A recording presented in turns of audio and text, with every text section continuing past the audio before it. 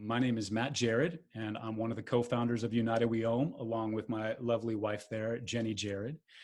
And when we began United We Om, I really had no idea about the journey that I was embarking on, even slightly.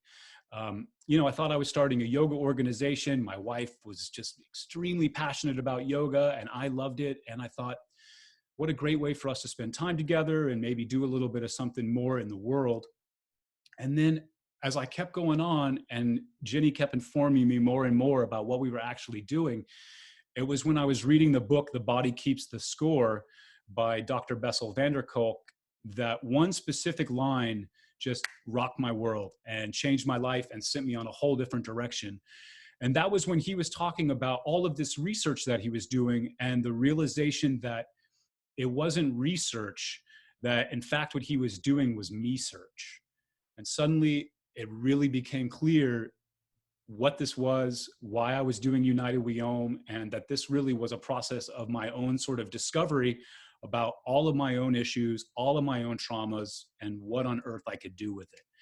And then when I was taking the trauma training that Jafar Alexander had facilitated for us, he introduced me to the idea of the Polyvagal Theory. And when I read this, it was just light bulb after light bulb, because I felt like suddenly I had a real clear understanding in a clear, easy to understand scientific way of what was going on inside me and what I could do to sort of start to work with that. So by no means am I an expert. I don't have a doctorate in the nervous system or anything like that, but the tools that I've learned from studying the polyvagal theory have really helped me to apply things. And so suddenly it didn't feel like the world was just constantly coming at me and I was reacting to the stimuli all around, but I felt like I had the ability to control my reaction a little bit more and to understand what was happening on a scientific level. So, a little framework of how our workshop will go today. I'm going to start by just refreshing a little bit about what sort of the traditional view of the autonomic nervous system is. Then we're going to take that view and we're going to kind of flip it up on its head, and we're going to cover the polyvagal theory of the autonomic nervous system.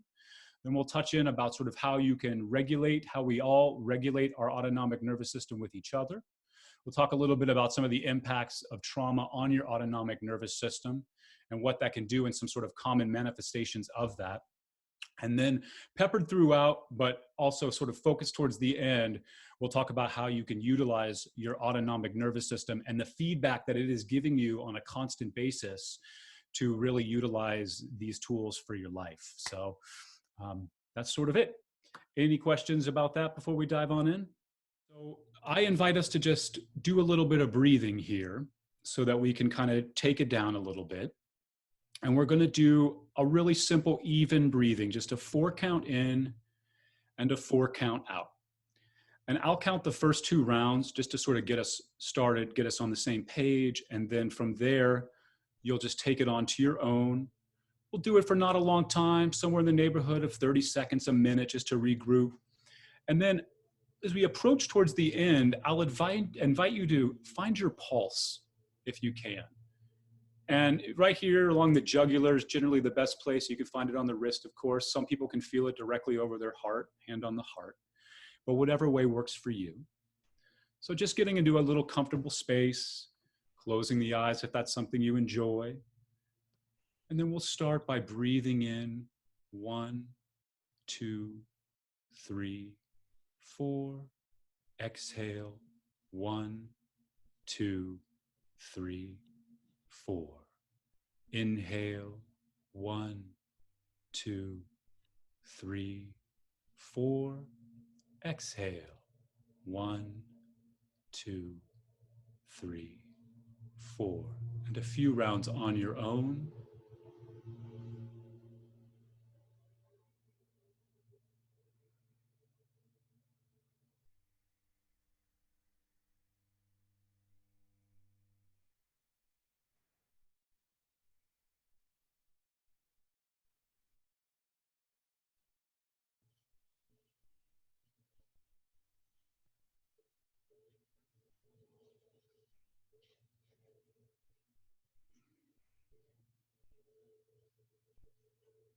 And sometime in the next breath or two, seeing if you can't find that pulse, And then letting the breath return to normal and just observing your pulse, anything you notice.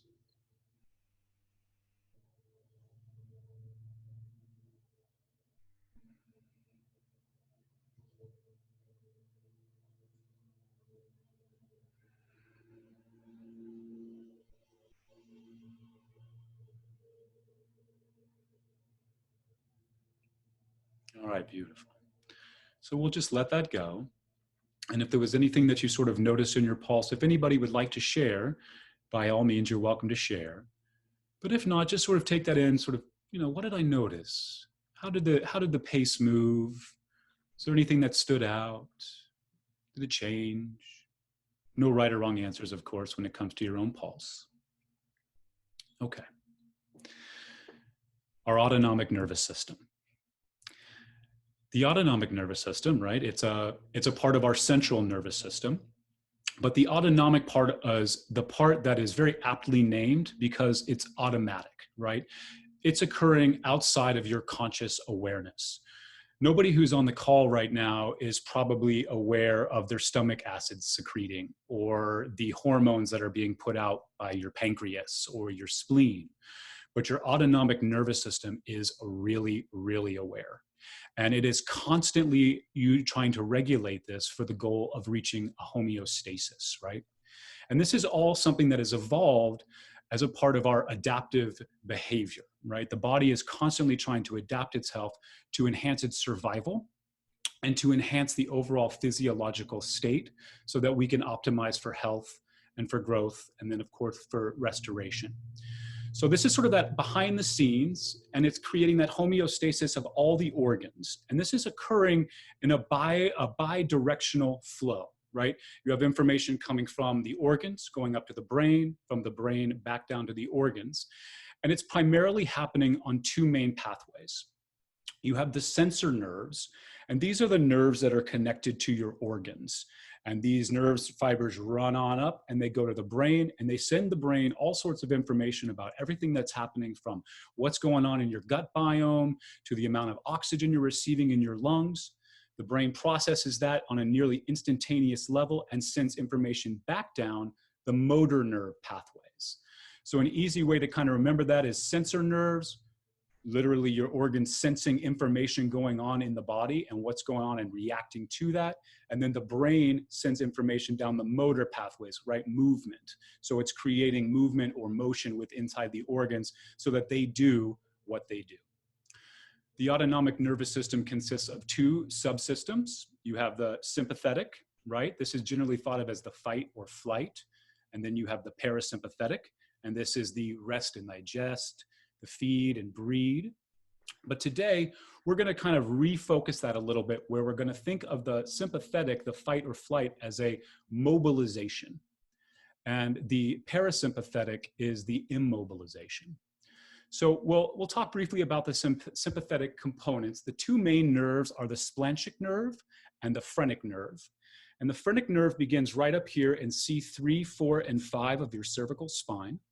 And then it runs on down and it passes through the diaphragm. It's intradiaphragmatic. And then you have the splanchnic nerve, which starts up here in the thoracic spine and again moves through the diaphragm.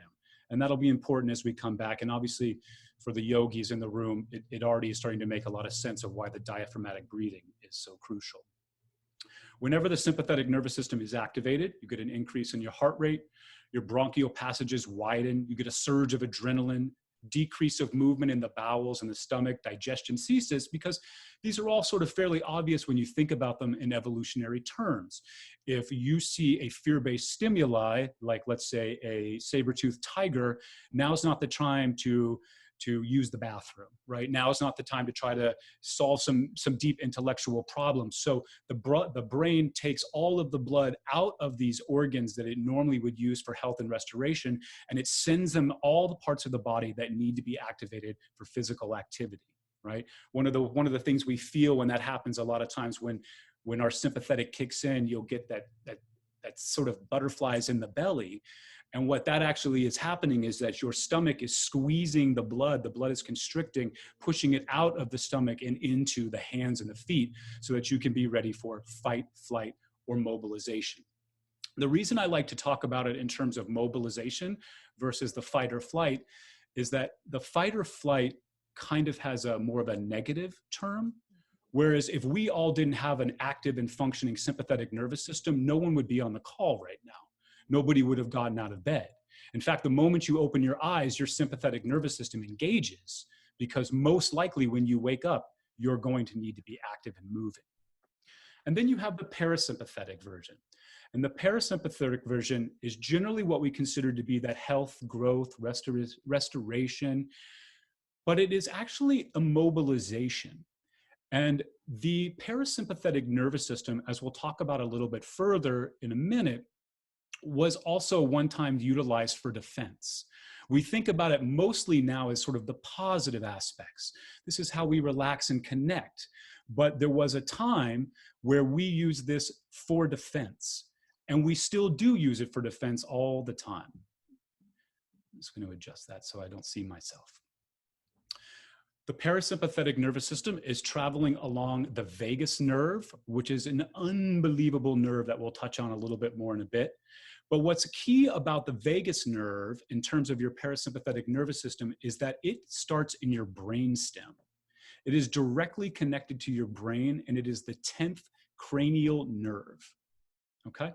We'll come back to that, and it'll make a lot of sense why that's so important in just a little bit.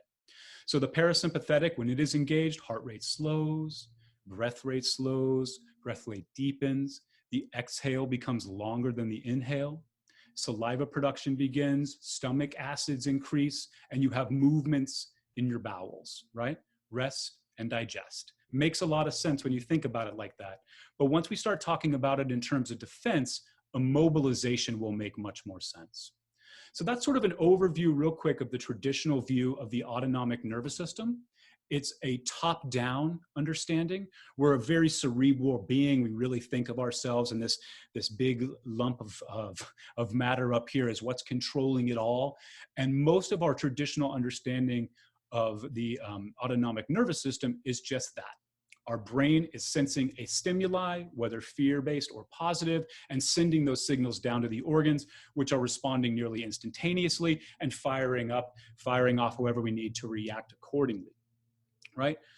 The whole key, though, with this is both the traditional view and the view we're about to get into is that this evolved to optimize survival. That was the key. We were trying to survive so that we could make more little humans, so that our DNA continued to move on and we stayed around as a species. So any questions about the traditional view of the autonomic nervous system, just so that we're all on the same page? Cool? Okay, awesome. Yeah. It's one that you probably learned about in your 200-hour or basic science in high school, that type of thing. We're going to do another quick breathing exercise, if you would like. I invite you to engage our parasympathetic nervous system. And the reason we do that is we do our best learning when our parasympathetic nervous system is engaged. When your parasympathetic nervous system is engaged, your body goes into that health and rest and relaxation, and your executive function really starts to kick in. As I mentioned before, when your parasympathetic nervous system is engaged, your exhale lengthens longer than your inhale. And so this is one of those first tips and tricks of ways to utilize your nervous system, is by actively extending the exhale. So we're going to go ahead and do a type of breathing called coherent breathing. It was invented by a man named Dr. Richard Brown. He does a great book on it, but this is a type of breath that the yogis have been using forever. We're going to inhale for 4, and we're going to exhale for 6. And the numbers don't really matter. It's about whatever's comfortable for you. If for you a 2 in, 3 out is good. If you've got the deep yogi breath and you want to do 8 in and 16 out, that's beautiful. I'll start us off with just a couple of rounds of count, and we'll do it for about a minute. All right? So we're going to put a hand on the heart, if you'd like, and we'll just start the breathing here. And you might get a sense that the breath is a little shallow when just breathing up into the top part of your chest. And that's because this is the part of the lungs that is utilized when the sympathetic nervous system is engaged. Quick breaths, lots of oxygen, ready to run, ready to fight. But I invite you to take your other hand and place it down on your belly, just below the rib cage where the diaphragm is. This is the type of breathing that occurs when your parasympathetic is engaging. So we'll start with a breath, an inhale of 1, 2, 3, 4. Exhaling 1, 2, 3, 4, 5, 6. Inhaling 1, 2, 3, 4. Exhaling 1, 2, 3, 4, 5, 6. Taking that count on your own.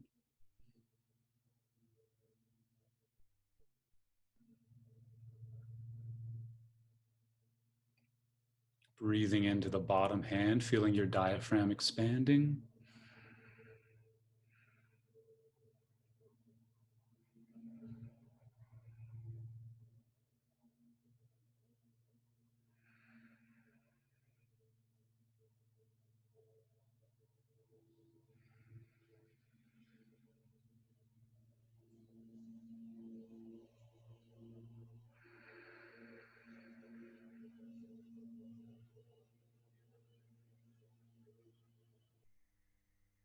And over these next couple rounds of breath, using your interoception, just starting to notice if you're feeling any shifts in your body, anything relaxing.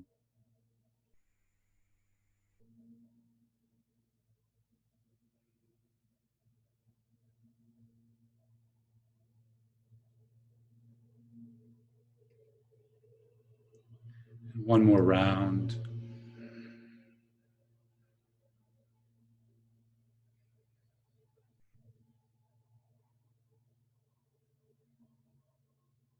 All right.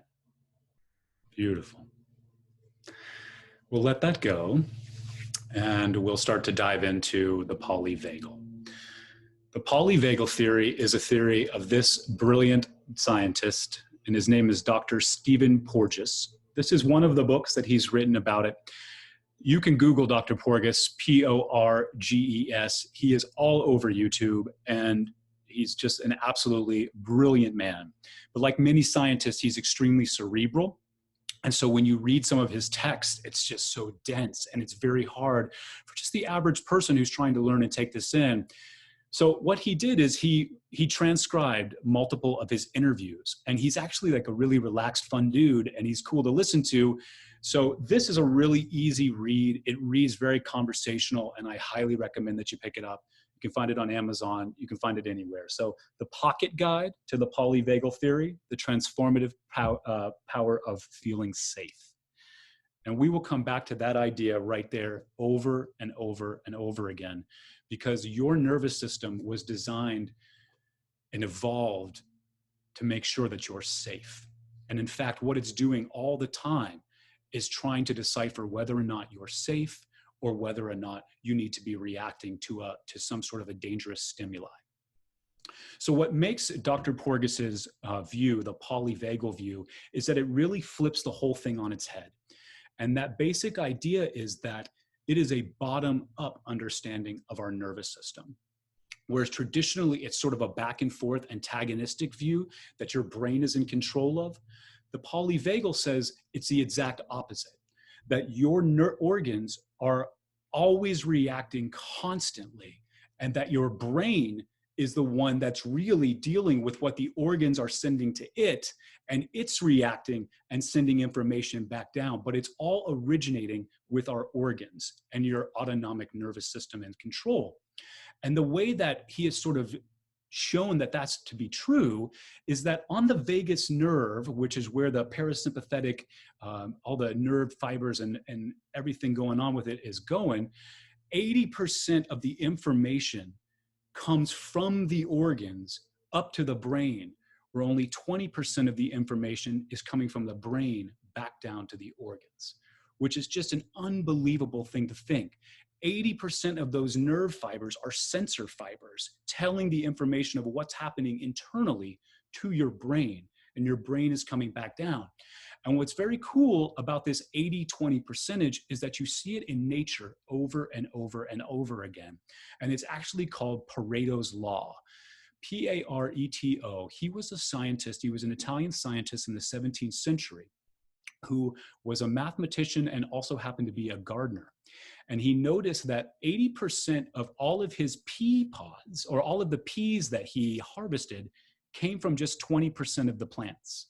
And then he discovered that 80% of all the edible peas were in just 20% of the pods.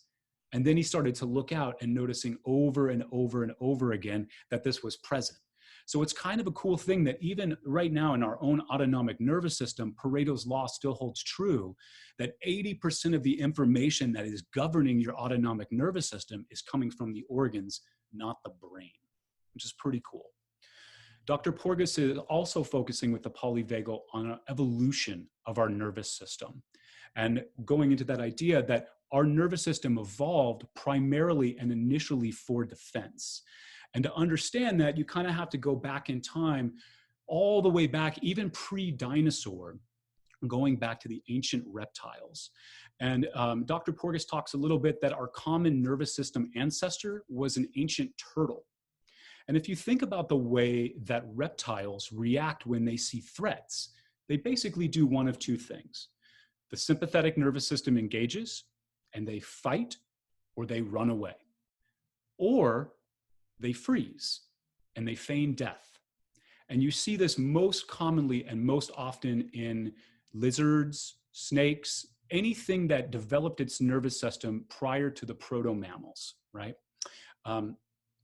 So you're walking along, you're an ancient reptile, and you're moving through this world, and you just don't have time to do what we do so often as humans, which is to interact with a stimuli and take a moment of discernment. Is this a threat? Is that a rock? Is that a tiger? Lizards and snakes and other reptiles don't do this. They are reacting on an almost instantaneous level to whatever the stimuli do, whatever stimuli they encounter. And the way they do that is through a word that Dr. Porges coined called neuroception.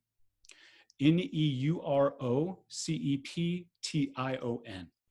And what neuroception is, right? You have proprioception, your view of the world. You have interoception, which is your view, both conscious and unconscious, of what's going on in your body. And then neuroception is your nervous system constantly scanning the world for safety and danger, back and forth, over and over. And you felt this neuroception before, even though it's all happening behind the scenes. Neuroception is not something that's happening in your conscious awareness.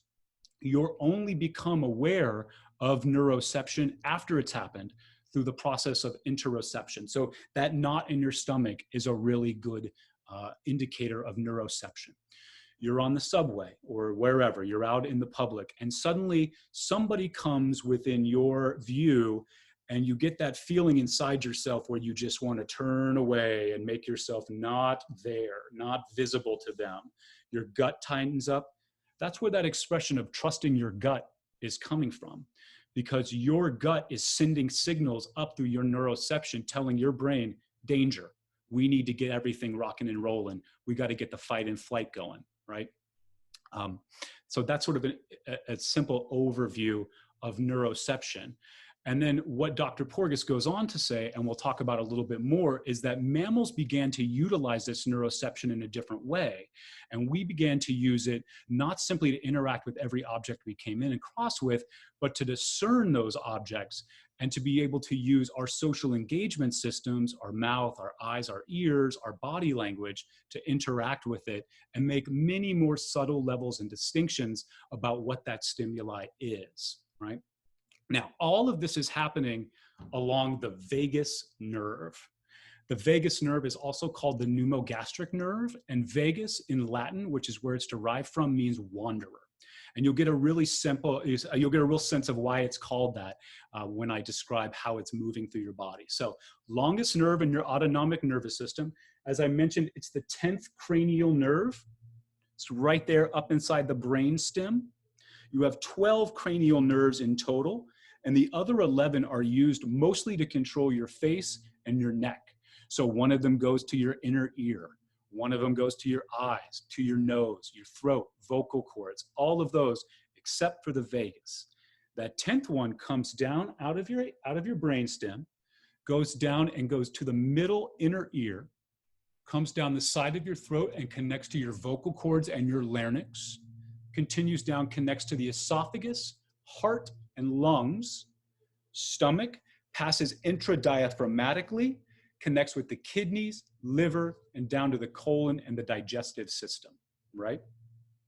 What this does is not only is it the path of the sympathetic nervous system, but Dr. Porges talks about it as the vagal brake. And the vagal brake is an inhibitory influence on the vagus pathway, which slows down your heart and your breath rate. The human heart at rest beats at about 60 beats per minute. But if we didn't have this vagal brake happening, your heart would be beating somewhere in the neighborhood of 90 beats per minute, or about 1.5 times faster than you normally would. And it's sort of like, well, why is that? Why do we need this vagal brake? And the reason is that according to the Polyvagal Theory, it's not an antagonistic relationship between the parasympathetic and the sympathetic. But in fact, the sympathetic is always on. It is rocking and rolling. Think of the sympathetic as the gas pedal, and your sympathetic nervous system has that gas pedal on point. It is pressed down and ready to go. And it makes a lot of sense when you think about it in an evolutionary way. When the ancient humans were moving about through the forest and climbing the trees, we needed to be able to react to stimuli on an instantaneous level. And if you think about it just in terms of a car, is it faster to just let off the brake and the gas is floored and off you go? Or does it make more sense of like, I got to turn the car on and then hit the gas, and the brake is sort of irrelevant outside of the gas? And so what Dr. Porges really emphasizes is that the vagus nerve is slowing everything down. And we'll come back to this later because you can actually measure this vagal brake, and that's called vagal tone. But we'll come back to that in a little bit. Does anybody have any quick questions about that vagus nerve? I'm going to tap into it a little bit more here. Any quick questions? Okay, very good. Playing possum. Yes, yes. We're heading there next, Margaret. Absolutely, playing possum. So your vagus nerve is sort of divided into two parts of it. There's the dorsal vagal and the ventral vagal, right? And we'll talk about the dorsal vagal first because it's the most ancient. The dorsal vagal is the vagus nerve that it evolved with the ancient reptiles. All vertebrates have it, and it is the most simple and ancient. It is unmyelinated, and there's a myelin sheath around nerve cells, especially ones that developed in mammals. And what that does is it's sort of like the fiber optic cables that you see with Fios and things like that. It helps to speed up the process in which the nerve can send information, how many different types of information all at the same time. The dorsal vagal has none of that. The dorsal vagal you can think of much more of like a copper phone line. There's bidirectional information, it's going back and forth, but it's really pretty limited. It's kind of more like an on-off switch. The dorsal vagal is the part of the vagus that is subdiaphragmatic, right? So anything that is below the diaphragm, and it is most related to your gut health. The vagus, I believe it was Margaret who was talking about this earlier, it actually has sensors that it can determine whether or not there is inflammation in your gut. And if your gut biome is off, it will then send that information to all the other organ systems, letting them know that we're inflamed and that we're off, and preparing the whole nervous system to be in a state of defense against whatever's going on in that gut biome, right? So moving back to our ancient reptiles, they really use this autonomic nervous system strictly for defense, and that's where this dorsal vagal comes in. The dorsal vagal, that vagal brake, the dorsal is like the emergency brake, right? You've got your gas, you've got your brake, and then you've got that pull stick that'll send the car into a spin if you pull it too fast. And that's what this is. It's a last resort.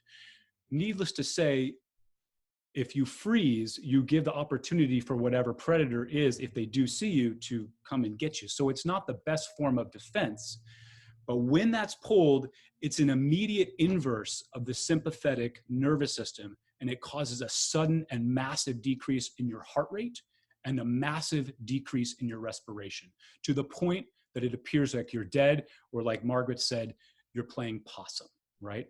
And that's actually what's occurring in the possum. The dorsal vagal is being pulled as it reacts to this threat, this stimuli, and boom, it drops dead, and it appears that it has died.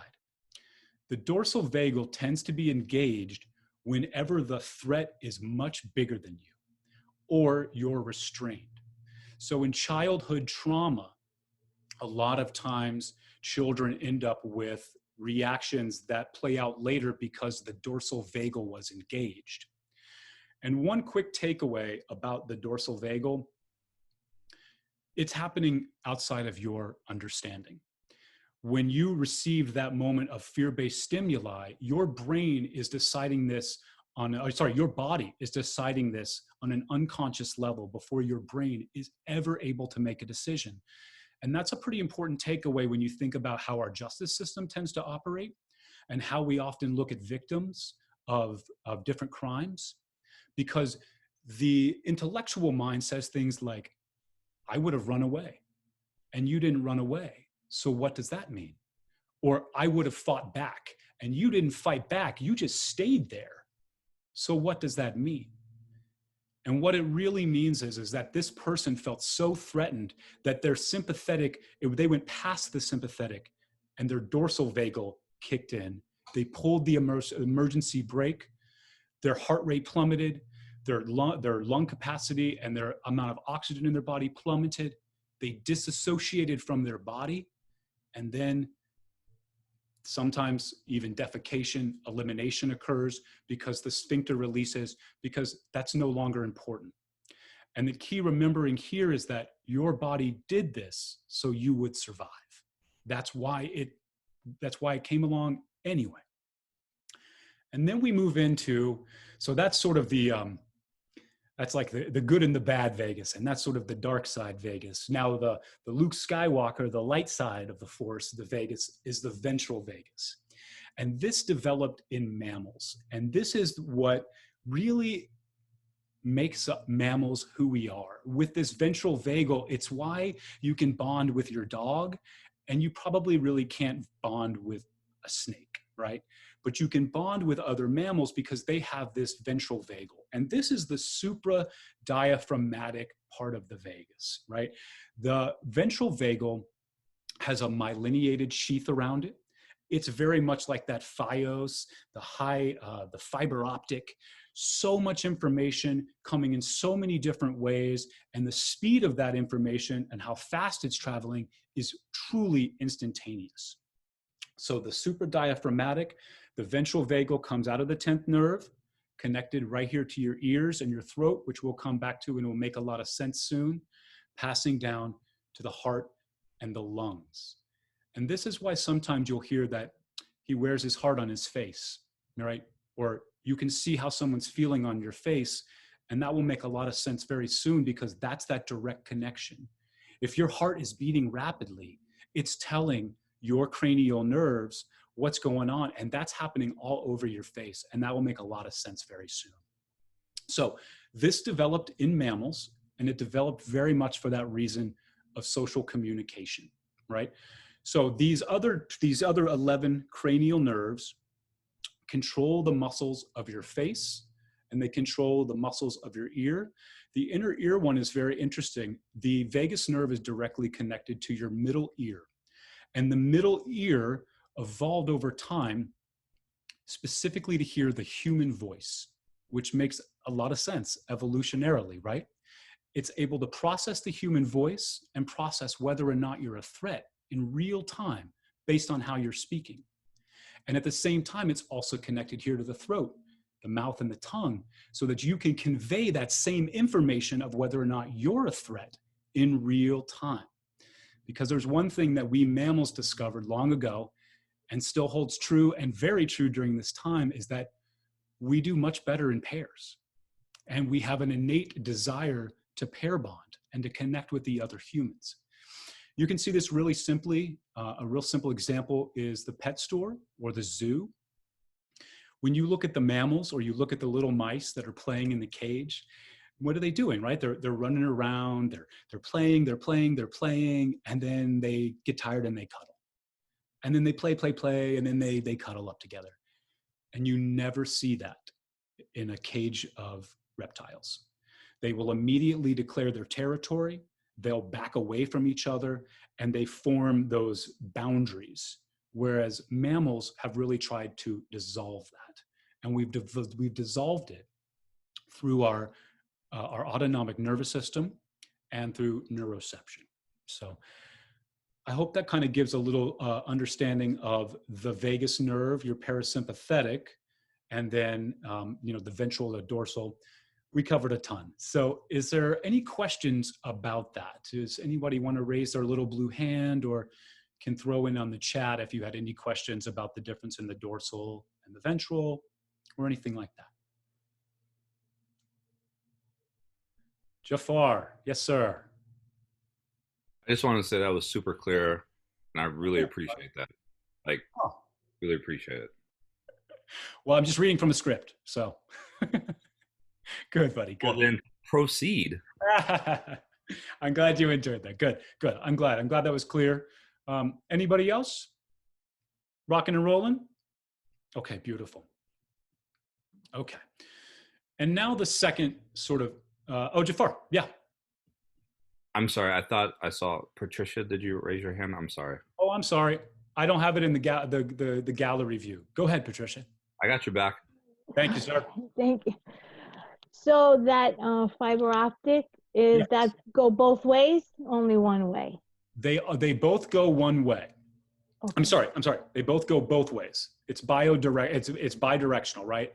But the key takeaway about that is that 80% of the information is coming from the organs to the brain. Okay. And only 20% is coming from the brain down, which for anybody who has anxiety or a panic attack, it suddenly makes sense why you really can't reason your way out of this. Because your brain is saying, it's okay, I'm okay, and your body is saying, oh my God, we're gonna die. And so if 80% of the information is we're gonna die, well, 20% becomes pretty irrelevant pretty quickly, right? In sort of anything. So both directions, and it's both directions for the dorsal. The whole of your autonomic nervous system moves in both directions. Margaret. Am I being heard? You're ready to go. Okay. What you said about freeze, I was led to believe that it's fight, flight, or freeze is part of the sympathetic nervous system. But now, if I'm understanding what you're saying that it's part of the sympathetic nervous system? Correct. Because we use it as a protection? Correct. As a way to protect ourselves? The fight, flight, or freeze is more on the traditional aspect of the understanding of the autonomic nervous system. And that idea is that your sympathetic kicks in, you've got fight, you've got flight, and then eventually becomes so overwhelmed that it sort of, it overwhelms itself, and you go into a freeze or a fade death state. But what the polyvagal theory says is that the sympathetic and the parasympathetic are different, but both have defense capabilities. And your ancient parasympathetic, although it was utilized for rest and restoration, it was also a defense mode. Because when you look at the reptiles who didn't develop that ventral vagal, they really, the freeze is just another defense for them. So it's almost becoming sort of an antiquated idea of the fight, flight, or freeze all being within the sympathetic nervous system. The fight and flight most definitely still is, but the freeze is a result of the ancient vagus, the ancient part of your parasympathetic nervous system kicking in as a last resort. And that'll make a little bit more sense, I think, when we move on to the next part, where we're going to talk about how your defense systems and your autonomic nervous system moves in a reverse evolutionary order. But before we dive right into that, did that clarify for you, Margaret? Yeah, it seems like, well, it makes more sense because, to me, it makes more sense because in order to freeze, you would have to be calm. you would have to be settled. You can't freeze when you're in a heightened state of awareness. I mean, you can stand still, but you know, like pheromones and all that stuff, they would still know that, you know, you were active and you were there. It just makes more sense that freeze would be part of the sympathetic nervous system in the terms of being calm in order to do it. Yes, and one little note of clarity there, the parasympathetic nervous system, where you are calm and relaxed and in a immobilized state, is actually coming from the more ventral vagal side. The freeze, feign death, is the ancient part, that dorsal vagus, and it's really like pulling the emergency brake. For reptiles, it's not such a big deal, but for mammals, it actually is quite a big deal, and this is what causes that shift during trauma, where the window of tolerance moves, because for mammals, we require an immense amount of oxygen to keep this brain activated, and so when we pull that emergency brake, it really rocks our nervous system. And so it is an immobilization, but it's not a matter of being calm. It's really, this is where for lack of a better word, that phrase, it scared the crap out of you. That's where this is coming from, is you were so scared, you couldn't react with fight or flight. You immediately went to, and just froze in panic. And many times people do, you know, they defecate or they urinate unintentionally. The dorsal vagus. Scared shitless. That's the one. I was gonna not use it for, you know, trauma informed and such, but yes, that is exactly it. Rafael Rivera summed it up so succinctly as always. So yes, the dorsal vagal is a really a genuinely kind thing that nature did for us, because what it did is it allowed you not to experience your own death in a violent way. And you've probably seen this happen on nature shows. So if you've ever seen that where the tiger is chasing, and it's chasing the gazelle, and the gazelle is running and running and running and running, and then the tiger grabs it, and it falls, and you can kind of see it where it kind of gets this look on its face, like it's distant, like it's vanishing, and then it drops away. And it almost appears as though it's giving up. But what's actually happened is it's sympathetic. It's ridden out that as a choice. And so now its nervous system has pulled that emergency brake of the dorsal vagal. Its heart rate is slowed to such a degree. It's disassociated from its body. It has a huge surge of adrenaline and pain relieving chemicals. And so it doesn't have that experience of being eaten. So it's actually a really beautiful, kind thing that nature has done in its infinite wisdom of the dorsal vagal. So, any other questions on that? Philip, fire away, my friend. So this relates directly. I'm curious, is this the same, is this related to the fact that sometimes people will die of shock after some exertion and trauma where like they become hypothermic, and like that wouldn't happen to a lizard, but they don't have to support this brain, and after all that, you know, is that what that is that the lizard brain sometimes pulls the plug and you're already under stress, and it's the same, like, yeah, okay. Yes. So it's like, it's not a reasoned response. That's where, like, that's the one where you don't have memory of freezing. Yes. Like, you're just gone. That's a big takeaway, what you just said. It's not a reasoned response. Your body did this as a last resort, and the goal of doing so was for you to survive. And that's a big takeaway for anybody who's ever experienced trauma in this way. Your body did the only thing it knew to do to survive in that moment. And generally, the body pulls the dorsal, that sort of emergency brake, it engages that when it feels that there is no other alternative.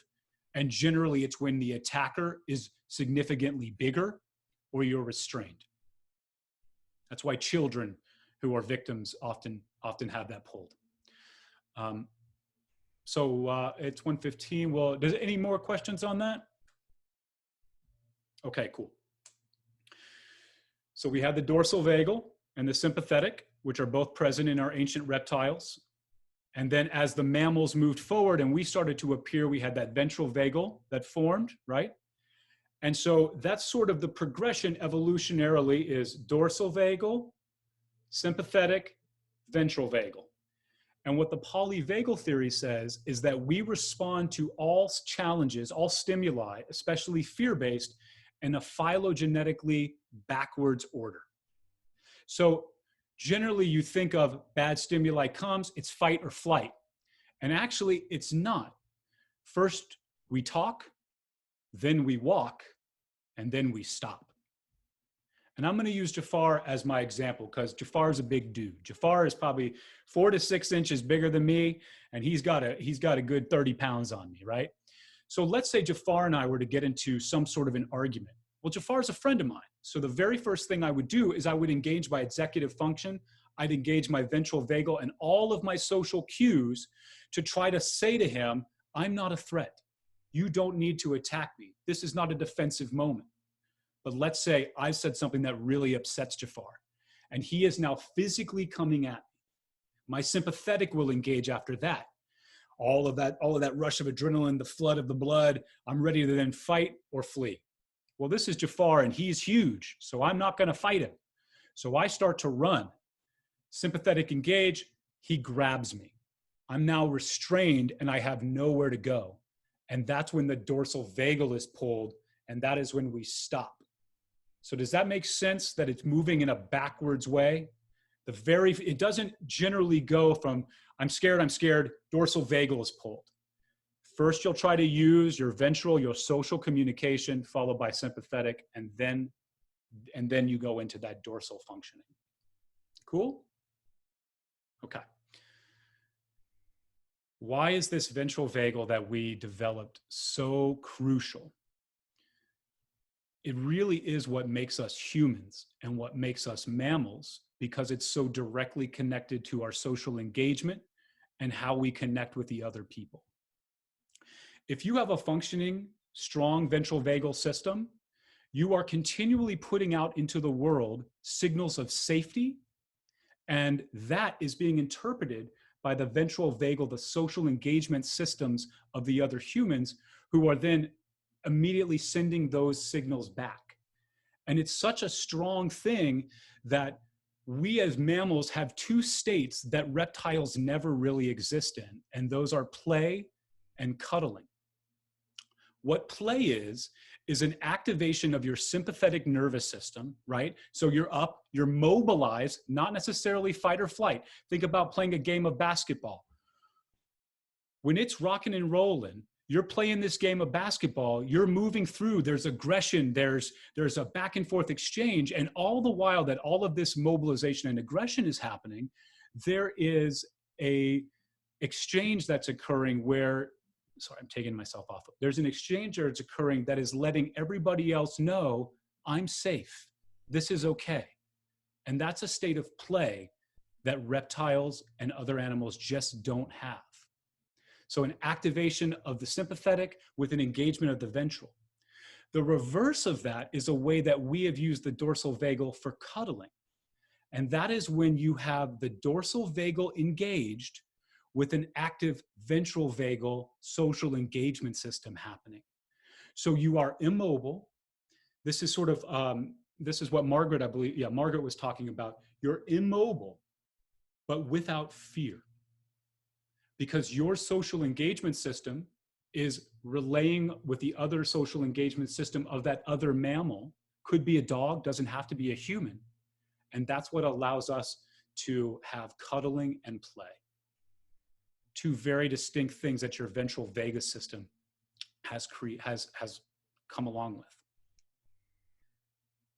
And this gets to the idea of co-regulation of our nervous system. Your nervous system doesn't exist in a box. And what Dr. Porges says is that we're not really humans, that we're really just a bunch of nervous systems that are walking around reacting to the other nervous systems. And it's really so deeply true.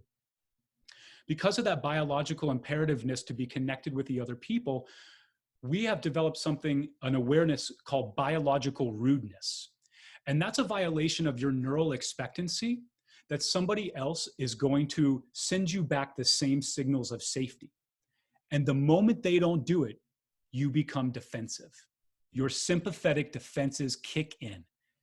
And this is something we experience and have probably learned to move through as adults, but kids have this on a deep level. They understand biological rudeness. And that's that moment when you smile at somebody and they don't smile back. And that might just be a matter of like, you're walking through and like, I'm passing, I see Laura. I'm like, hey, Laura, how you doing? Laura's just, having a day. She's in her own world. She doesn't see me. But immediately my defenses kick in. And then the thing that happens when your defensive kick in is that it begins to cascade, right? You start developing stories. This is where we start to use that executive functioning in sort of a maladaptive way.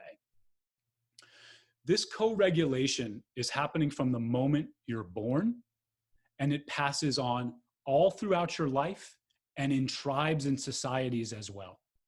So mothers and children, when a mother is holding a baby and she is cooing to it, she is saying kind, nurturing things, that baby's nervous system is regulating based on the nervous system of the mother, which she is relaying to the baby through her words, which the baby is interpreting through its ears and putting out its own verbal, which the mother is then interpreting. But for anybody who's ever had a child, my son Dylan was a very colicky baby. And for the first 3 months of his life, he cried seemingly all the time. And no matter what it seemed like we were doing to try to help calm his nervous system, it wasn't a calm nervous system. And so inevitably there was that feedback and we could feel it too. And this happens with your pets. You probably notice that if something happens and you start to get riled up, immediately your dog or cat will also feel those same feelings, doesn't know what's going on or why, but becomes engaged with that. It happens a lot with families, children, generational. So if you were a baby during World War II, and let's say for ages 2, 3, and 4, the war was going on, they've done lots of studies, children in Poland and things like that, who had no explicit memories of the war, didn't understand or comprehend the war as an adult, only understood it as a child, and yet for the whole of their lives, their window of tolerance became much smaller, and their nervous system was skewed towards a hypervigilant or a disassociative state of that sympathetic and that dorsal vagus engagement. So does that make sense? That your nervous system and the way it behaves is a learned thing? That even your self-regulation that many of us are experiencing now, why we are physically distanced from others, this is a learned skill.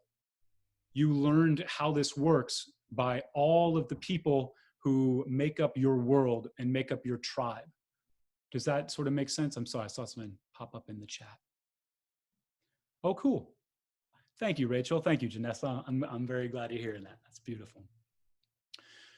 So how do we co-regulate? I've touched on a few things. We'll talk about speech first. There is something called prosody of voice, and that's the up and down, the inflections, the da-da-da-da-da-da-da-da. We naturally do this in conversation, and we do it the most when we're having fun. When we're excited about something, our voice modulates all over the place. And I joke with Jenny, because she's part Italian, that this is the everybody loves Italians. This is why, because no matter what it is, there's a lot of vocal inflection. There's a lot of emotion being carried on. And we naturally respond to that through that middle eardrum. But when somebody's been rocked by trauma or a chronic stress, these things start to change. Your middle eardrum is like, it's tight like a drum. And when someone experiences trauma, that begins to soften and it becomes much, as it weakens, you're no longer able to hear that middle range of voice, which is where the human voice lives, because your brain has adjusted itself to hear high pitch and low pitch, which is where predators live. The sounds of low rumblings is predators in the distance. High-pitched sounds are the sounds of predators in the bush. It's the same thing happens with your vocal cords. So someone who has an active ventral vagus system is conveying all sorts of positive, safe emotions over their vocal cords. But somebody who has experienced trauma and that trauma has impacted their nervous system, they create a much more monotoned voice. And it's not a choice. It's something that's reacting and happening as part of the nervous system's ability and attempt to regulate the physiological state to one that will optimize health. You'll also see the flat face. People with lots of an active social engagement system, you see the eyes raised, lots of smiling, and people who've experienced trauma or chronic stress, you see that flat face. All of this is tied to the ventral vagal and your social engagement system. And when you're looking out and seeing other people now, it becomes much easier to see people who have experienced trauma and chronic stress because it is literally on their faces. It's in their voices. Does that all make sense? Do we have any questions about co-regulation and how you are literally constantly telling the other humans and they're telling you whether you're safe, and why this is so crucial to starting to understand how your nervous system operates? Yes, Margaret, we are all tuned into each other. This is that kind of awesome 60s stuff of like, he's got a good vibe. That's what we're really talking about. Like, the vibe I'm getting is my nervous system says, oh, he's cool, he's safe, he's part of our tribe. Does anybody have any questions or anything like that before I move on? Okay. Oh, yes, Randy.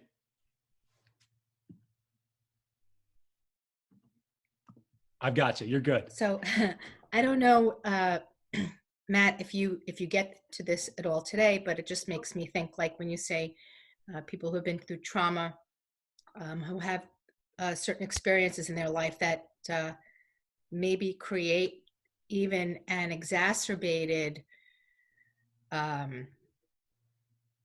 system to weed out that danger, right? So absolutely. So looking at sometimes from past trauma, we have those nervous system reactions in the present, even though that danger no longer exists or is not existing at the moment. But very often there's not only that heightened awareness and arousal to be searching for the danger and making sure there's safety, and also this perception and interpretation that things are more dangerous than they truly are. Sort of this overreactive fear and anxiety response to, to stressors that might not be truly dangerous. Absolutely. So I guess what is my question? So my question is, everything you said was spot on.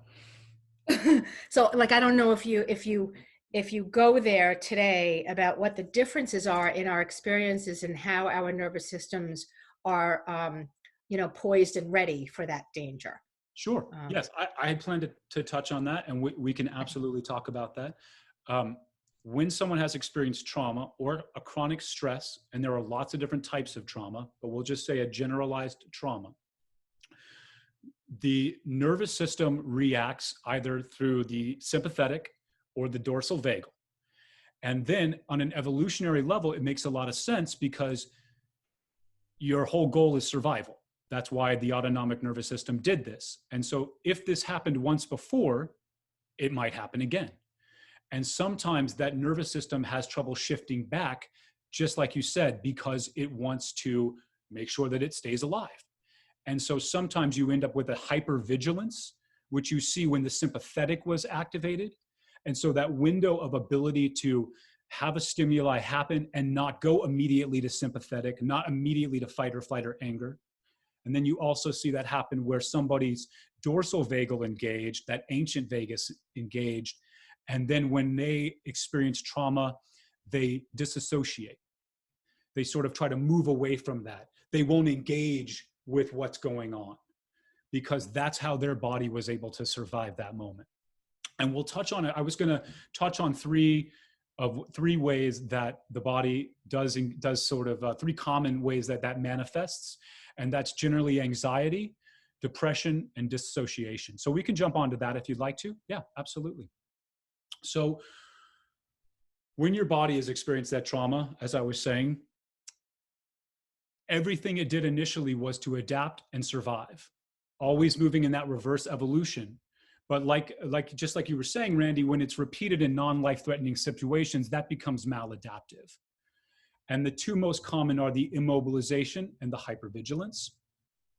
And you see this, well, you see it in a lot of ways, but anxiety, what the Polyvagal theory would say, is these emotional feelings of unease and fear are a result of the activation of your sympathetic nervous system, which is simultaneously down-regulating that ventral vagal. So you're having this sense of like, I gotta go. At the same time, your executive functioning is no longer engaging, and you cannot relate to other people in the way that you might be able to during a conversation of what is happening to me. And so there's this overwhelming feeling of I gotta go, and yet I don't know what to do.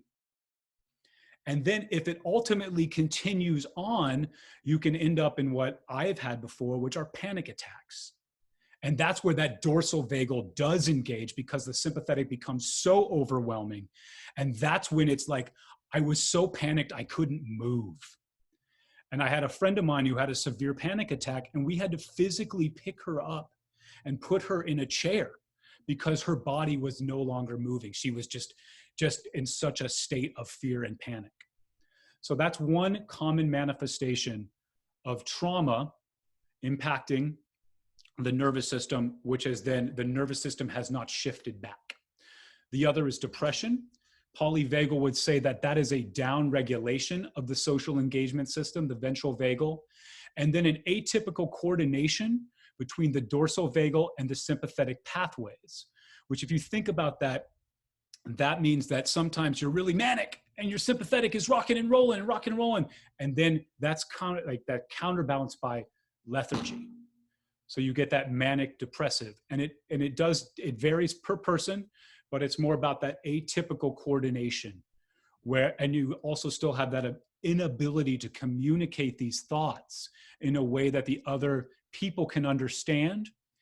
And all the other people are looking at all of the social signals that you're sending, which have all been downregulated. And so you're saying like, I feel weird, I feel unsafe, I don't feel like myself. And everyone else unintentionally is agreeing with you. Even if they're not agreeing with you with their words, their nervous system is in fact interpreting it's happening on an unconscious level. And it's sort of saying like, yeah, you are a little unsafe. And then of course, what happens is your nervous system reinterprets that as I am unsafe, and it continues down. And the last sort of common manifestation I had planned to discuss a little bit today was disassociation. And this is one that, due to my own traumas, I have a lot. I disassociate a lot. And this can be a really kind of a positive, fun way of daydreaming, right? Can be a positive aspect of disassociation. You're here and you're listening to me talk, and then you kind of go off and you think about something else. But it can manifest in a really negative way, almost to the extreme where people lose sense of identity. Because what disassociation is, you have that downgrading, downregulation of the ventral vagal, and at the same time an engagement of the dorsal in a way that causes a disconnection from the world around you, and you start to lose that continuity of thought. And when you lose the continuity of thought, of course, then that leads to continuity of memory, continuity of what you did, what happened, and then that can continue on down an incredibly negative path. So that can be anywhere from daydreaming. In my case, it generally is sort of negative rumination. I'll go down a path of ruminating on a thought, and then I'm sort of there in that place. And then, I kind of come back to, and here I am in the middle of a room, and I don't really remember going anywhere, but I was not here. And so on some level, we have all experienced some level of one of those, maybe all of them. I certainly have experienced all of them. And there's a way that you can actively know sort of where you live in that and what kind of progress you're making. Because for me, I always felt like I wanted to move forward, but I didn't have any gauge of what that progress looked like. Some days I felt better, some days I felt worse, but I I didn't have any way to say like, oh, look at me, I'm moving forward. But Polyvagal talks about something called vagal tone. And your vagal tone is directly related to your heart. And what the vagal tone represents is the activity of your vagus nerve, and it represents your ability to move from a place of high stress and stimulus back to homeostasis. And the better your vagal tone is, the more quickly you are able to go back to a homeostasis. And the easiest way to understand what a strong vagal tone looks like is to look at a prey animal. All prey animals have incredible vagal tone, the strongest of which is actually the white-tailed deer. The white-tailed deer can go from being chased by a wolf to the point where it is being hunted and almost dies. And if it escapes the wolf, will be back to grazing within 15 minutes. That's unbelievable. Somebody threatens your life in a real way, you almost died, and 15 minutes later, you're like, who's hungry? I could use some comfort food, you know? That's incredible. And that's sort of something that hopefully we'll all continue to work for. And the way that you test vagal tone is through something called heart rate variability. I had long thought, and I think that most people do think this, is that the heart beats at a continuous rhythm. Ba-bum, ba-bum, ba-bum, ba-bum, ba-bum, ba-bum. I think it mostly comes from medical shows, but in fact, there is incredible range and variation with which the speed that your heart beats. When you inhale, your diaphragm expands and you squeeze that vagus nerve. And then that squeezing of the vagus nerve is sending signals to all the other organs and up to your brain. We're okay. And if that exhale is longer than the inhale, the heart rate slows. And it does this with every single beat. Each inhale, heart rate speeds up slightly. Each exhale, heart rate slows slightly. And the greater the variation between the increase of the heart rate and the decrease of the heart rate shows the amount of vagal tone in your body. So who wants to try it? Let's do it. All right. So just like before, we'll take a breath or two to engage our parasympathetic nervous system, and then we'll let that go, and we'll find the pulse, and then explore it a little bit on your own. I find that when I inhale more quickly and exhale more slowly, I can feel that difference a little bit more. All right? So we'll all just take a moment. Just taking a nice deep belly breath, expand that diaphragm. Maybe you even want to sigh it out.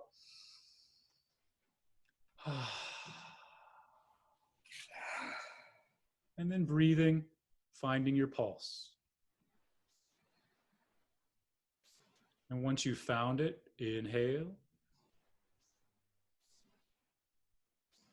And exhale.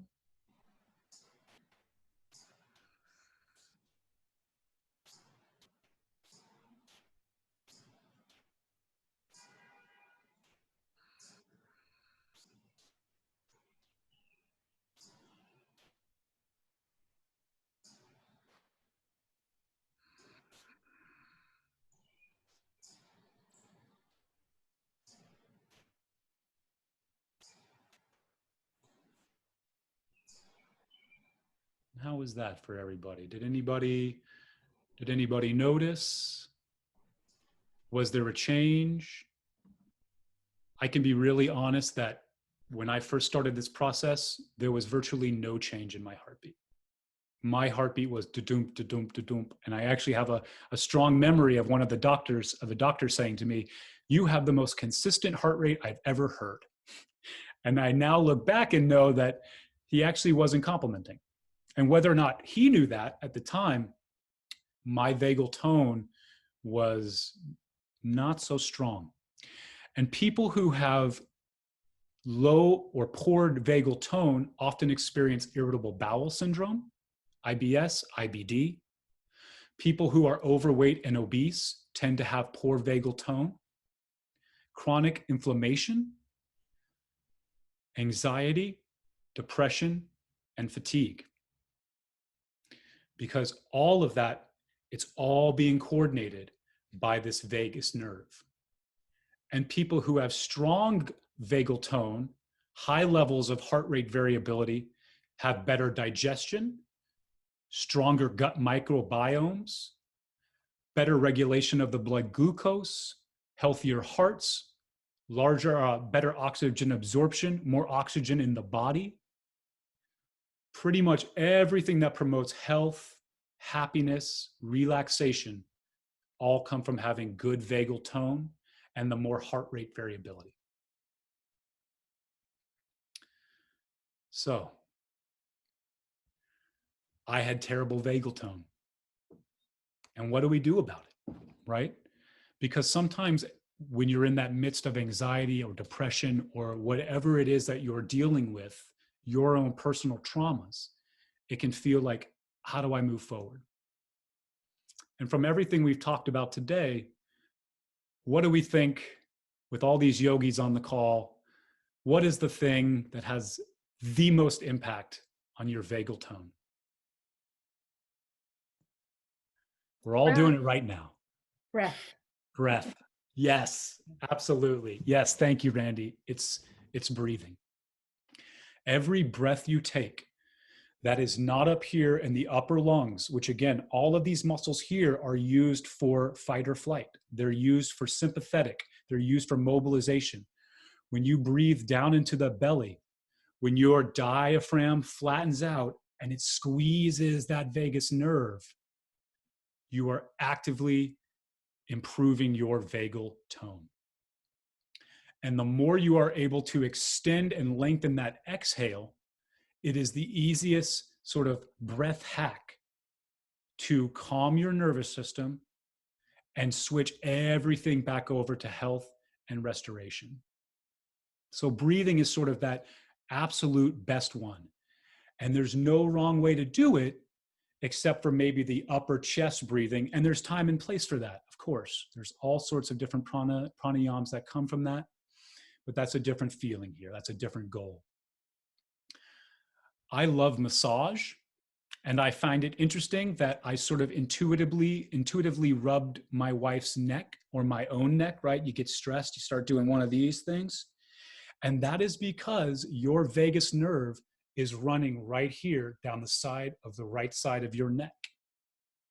So let's all try that real quick. You've got this big muscle here, that's your sternocleidomastoid. You've got your jugular vein here and your carotid artery. And in between those, right in between where you found your pulse and this giant muscle, is your vagus nerve. And if you stroke from right under your ear down the side of your neck, you start to get a real sense and almost an immediate shift in your body. And I think it's why we just sort of intuitively do this. This is just a nice, easy hack. No one will think anything of it if you give yourself a little massage. And if somebody you know who's maybe not into all this breathing, meditation, yoga stuff, this is a simple one that I feel like nobody doesn't like a little neck massage, right? So this is a nice, easy one. When you, did you have a question, Margaret? I just saw you talking, so. No, I was just saying, wow, because I felt like a softening in my belly. Yeah. You know, like, yeah. You know, I consciously felt it. That was pretty cool. That's very cool. And that is your interoception, noticing your neuroception. So that's fabulous. And that is, you are a very in tune human being to notice that. That's beautiful. That's great. Cool. Yes. And the reason you felt it in your gut, of course, is because that vagus nerve is going down the body and it's connecting them all. Awesome. Yes, Randy. So I'm just thinking about, because I treat people with eating disorders, and I'm just thinking about even people without eating disorders, that there are some people when they are emotional or stressed or they have something going on, the whole appetite, the whole ability to eat shuts down. Mm-hmm. There are other people that it doesn't. And actually, you know, we have emotional eating and overeating and things like that, which is more complex, but the part where that whole system sort of shuts down, and that person, like you're talking about the deer. Yes. There was a show on TV about something where the whole family was upset, they were fighting, and everybody was losing their appetite, and the one person was like, I don't know about you, but I'm still able to eat, right? Like, so like, you know, I think about myself, there's almost nothing that upsets me so much that I can't eat, right? I can. Sure. I don't get nauseous. It doesn't turn me off. I still have an appetite. And so many people I know, and especially people that I work with, will react so strongly with that piece. The appetite is gone, and it's almost like feeling nauseous, like they just can't eat. So, yeah. So nausea is directly connected to the vagus nerve. Okay. Yeah, directly connected. So, and I don't know all the other things, right, that are involved here, but certainly there might be a relationship there, maybe a power dynamic where they feel like the person who doesn't have the choice, right? And so the immobilization is sort of the choice they feel they have, versus somebody who maybe can't eat because they're reacting with sympathetic and they're rocking and rolling, you know. As somebody who experienced childhood trauma, I find that nausea is something I experience. I generally find it to be more of an upset stomach, less on the stomach, more in the gut. But nausea is one of those things for me, absolutely. So by no means am I an expert, but they are directly connected, where the parasympathetic, when the dorsal vagal is engaged without the ventral, nausea is one of those things. Nausea can occur. Okay, thank you. Okay. Yes. Philip.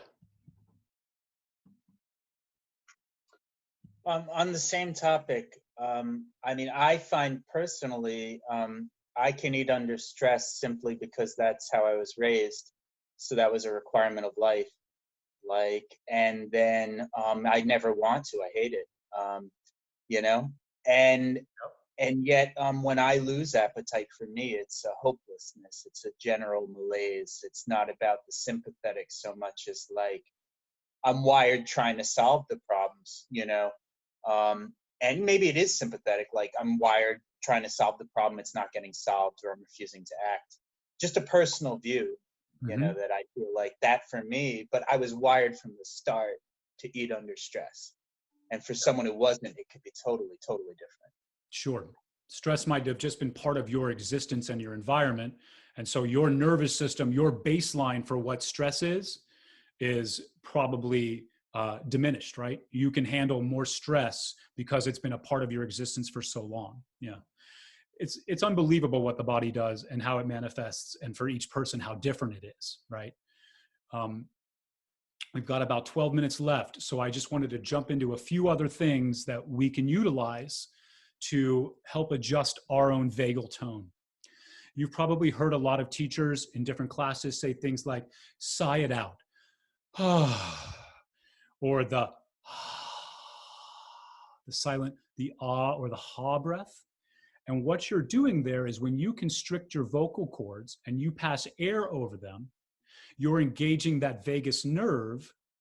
And when you engage the vagus nerve, much like the stroking we did of the neck, it starts to engage that entire system, most actively the ventral vagal, which is the part that's connected to the heart, lungs, throat, and ear. So ha's, ahs, taking that to the next level, the ujjayi breath, that's one that is a really strong engager of the vagal nerve and really improves vagal tone. For you singers out there, singing, mantra, chanting, it's why kirtan is just, wow, we love it, because you're singing, so you're engaging the vocal cords, you're listening, you're hearing the sound of the human voice, and you're co-regulating back and forth, call and response. It's why it hits all the happy notes for us. Not only is the music fun and it's all beautiful and you're in community, but truly just that singing and the chanting is activating all of those ventral vagals that make us feel like humans. If you like to listen to music, Disney is like the king of activating your ventral vagus system. They have spent millions and millions of dollars finding that perfect vocal range that every single one of their songs exists in. Moana is in the same vocal range as Beauty and the Beast, etc., because that is a very specific vocal range that creates happiness in the human brain. So if you're feeling a little down and want to pep yourself up, throw on a little Beauty and the Beast, and it will start to engage that part of your brain, that part of that muscle in your inner ear will engage with the human voice, and then it all starts to regulate itself. The coherent breathing we talked about, that 4-6, super important. Whatever that count is irrelevant. It's just about extending the exhale longer than the inhale. Smiling, the fake it till you make it approach, really does work. Because again, 80% of the information is coming from the organs, coming from the nerves, going into the brain. And so if your brain is like something is bad, but you're smiling constantly, well, evolutionarily, you would not have smiled when you were in a moment of danger. And so your body is telling your brain, not only your brain, but the brains of everybody else around you, that you're safe. And that co-regulation happens. And when that co-regulation happens, that's when we become really happy. Eating healthy, taking a probiotic, those, believe it or not, have almost just as much of an impact, because when your microbiome, your gut health is strong, your vagus nerve says no inflammation, everything's processing. But a lot of times people who have had traumas will experience IBS. I had IBS for years and years and years and years. I had so many problems with my digestion system. I had been diagnosed with all sorts of ulcers and this and that. And when I started to work on my vagus nerve and I started to eat healthier, much of that went away. In fact, almost all of it did. I now have a really nice functioning digestive system. And although it is due to my health and my exercise, so much of it has to do with my active work on my vagal tone and doing my best to breathe and breathe deeply. And also when you're breathing deeply, you're moving around those intestines, right? It also helps. Exercise, needless to say, it improves everything. Moving the body, it's why we do in yoga. But the most important one, even more important than breathing, and it's a little tough right now for many of us, is spending time with the people that you care about and you love. And as much as possible, laughing and having fun with them. Because just as when biological rudeness sparks us down a cascade of defense, spending time with those we love, laughing and exchanging that sort of joyous mid-range voice, it just makes it all work. And it all starts going because we evolved to be in tribes. We evolved to be with the other humans.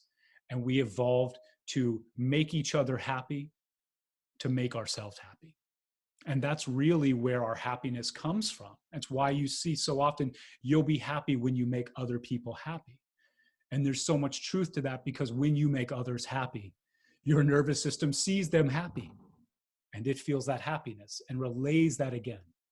That search for safety. And we find that with those we love. So we got about 5 minutes left. I like to wrap up things on time, as I said. So does anybody have any questions for me about just anything in general? No? Oh, that's good. That's good. I'll assume that I was clear then. If everybody's up for it, I would love to just do a short little meta meditation with all of us. And we'll just repeat the may I be happy and may I be safe, because safety is what your nervous system is constantly scanning the world for. So I'd love to repeat 3 times, may I be happy, may I be safe. And then we'll wrap up with a may others be happy and may others be safe. Because when others feel happy and others feel safe, so will you, and vice versa. All right? So just taking a moment to touch in with yourself, maybe feel your heart, Taking a breath in and out. May I be happy. May I be safe. May I be happy. May I be safe. May I be happy. May I be safe. May others be happy. May others be safe. May others be happy. May others be safe. May others be happy. May others be safe. And may I have good vagal tone so that others may have good vagal tone.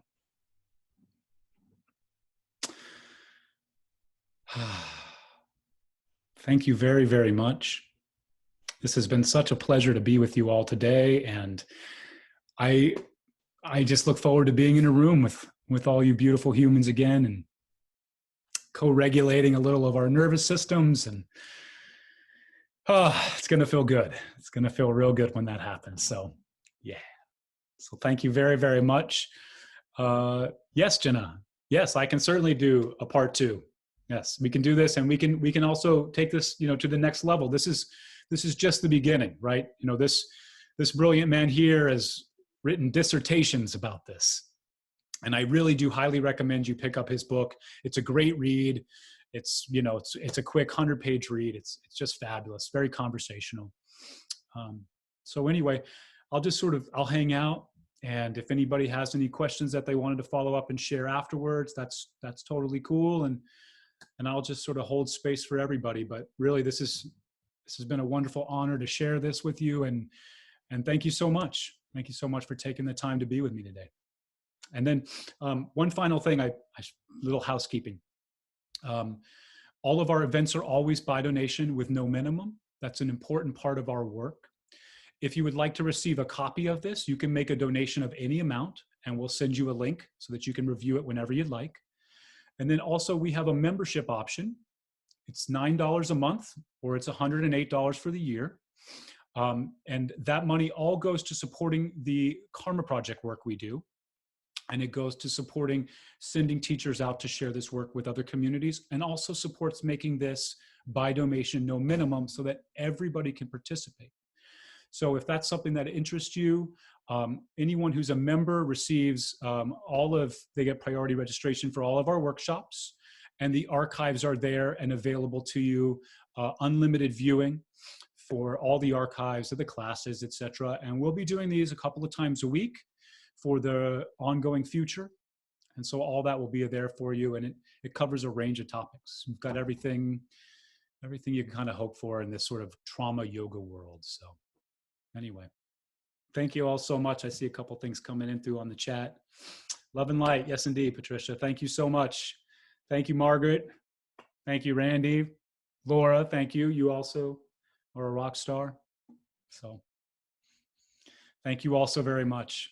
Have a really beautiful day. Thank you, Raf. Thank you. Stay safe. Thank Love you you all. Bye, everyone. Thank you so Thank much. you. Thank you. Thank you, Jenna. Thank you, Jafar. Thank you, Rachel. Bye, That was really everyone. great, Matt. Thanks. Oh, thanks, Philip. I'm glad you enjoyed it, buddy. Yeah, I'll talk to you soon. All right, bud. Yeah, speak to you soon. Take care, my man. Hi, Laura. Bye, Philip. Good to see you. Matt, that was amazing. Thank Oh, you. Thanks, Laura. You're the best. Yeah, no, you are. Good to see you. Good to see you. I'll see you soon. Yes, Stay safe. looking forward. Bye.